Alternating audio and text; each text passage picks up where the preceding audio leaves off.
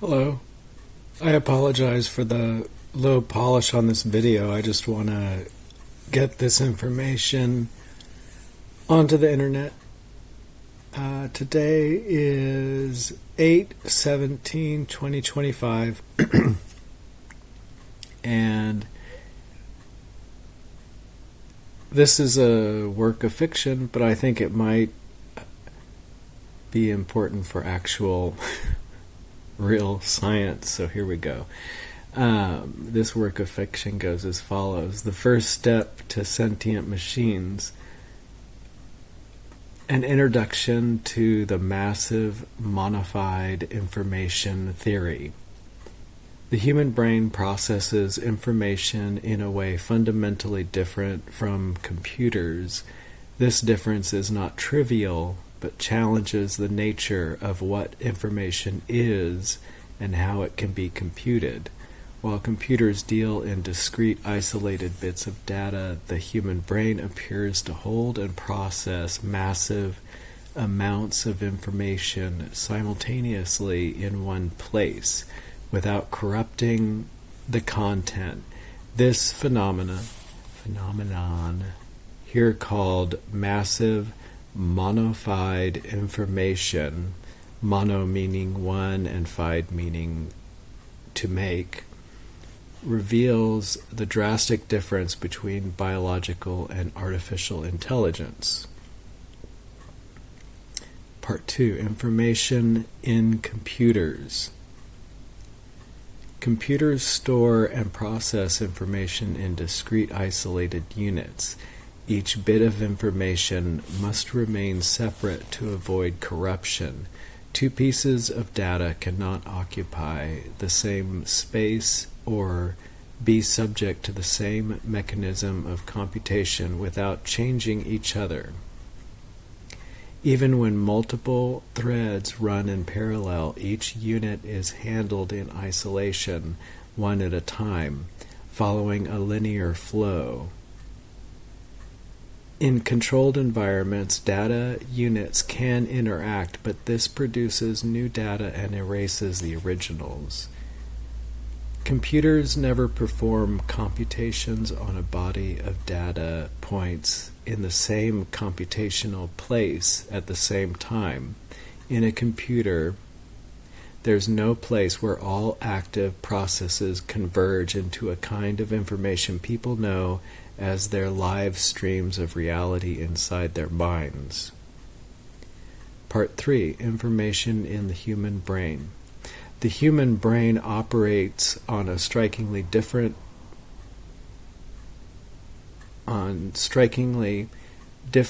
principles. We'll stop to edit here. Governing information. Countless units of information can exist in the same place at the same time without altering each other. Mono-Fied data is not consciousness, but consciousness as we know it could not exist without it. Assuming that computation only utilizes isolated packets of information presents a major roadblock between the computers we use today and the types of computing we will make and work with in the future. Because you are human, you can begin to study massive monofied information today. Start by looking at your hand. Your brain brings together visual information about its shape, location, and spatial presence with tactile data and temperature sensations all at once.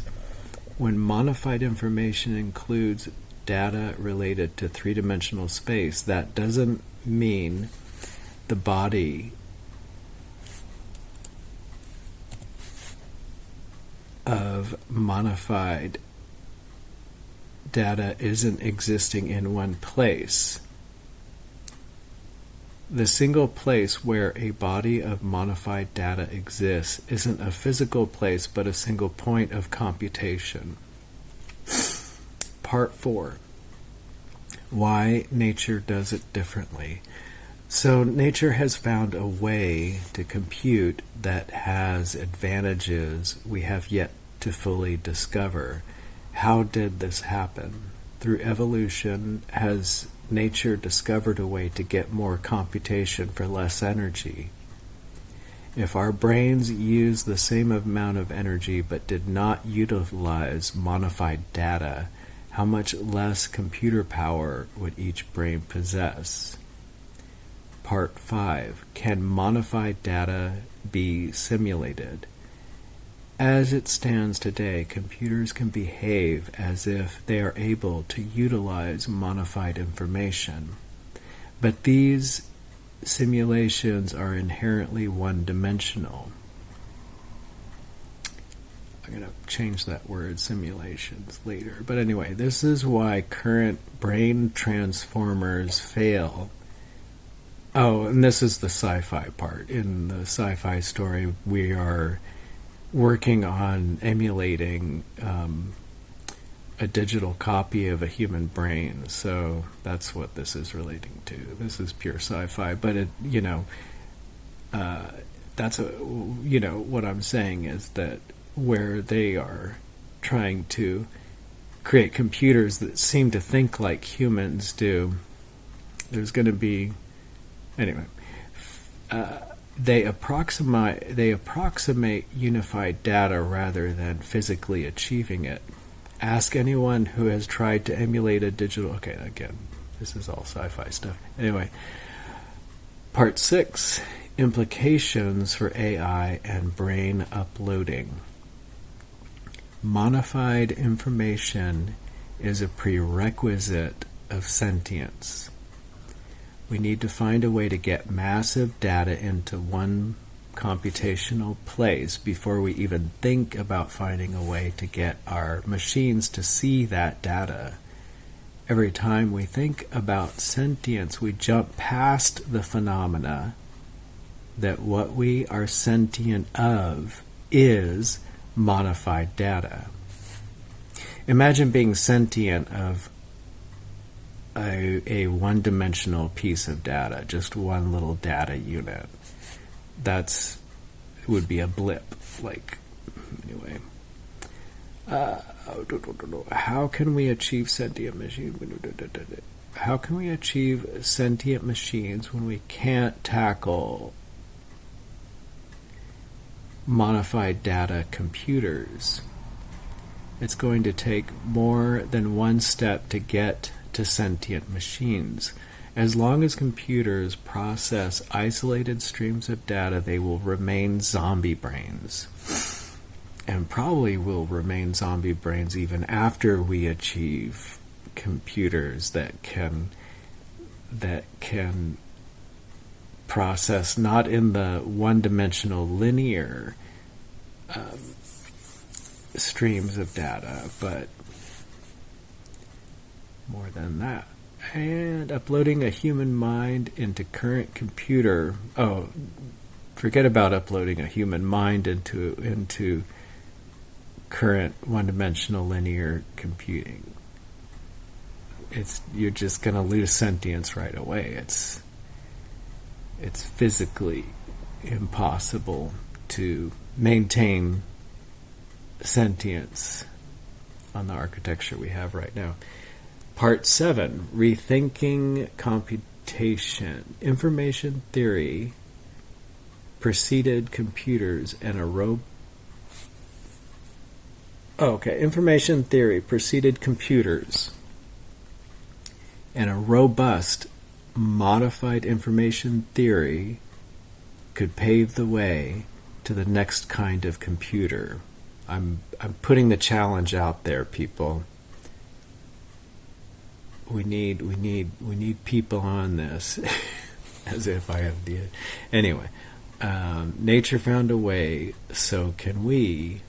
You can only guess what such computers will be able to do, but they will surely be one step closer to sentience. Perhaps people will be able to upload their minds onto the computer with the assurance that they will remain conscious and when they have moved, when their mind has moved to that computer.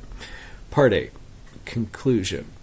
Massive unified information challenges the foundational. Now, please, this is a first draft, so assumptions of computer science. Anyway, it forces us to rethink the nature of data, computation, and awareness. Until we understand and replicate that phenomena, AI will remain powerful but mindless. The road to true artificial sentience and to fully understanding the human mind begins with uncovering how the brain processes massive amounts of information in a single point of analysis without losing the integrity of each discrete unit of data. Thank you for your time, and I hope you have a wonderful day. And some of that, so check out the podcast, 20XX Sci-Fi and Futurism, a year-by-year, an incremental walking into the future where each... so as the tech evolves, so each episode will bring new development, and it's presented in a storytelling form. Again, hope you have a great day, and thank you.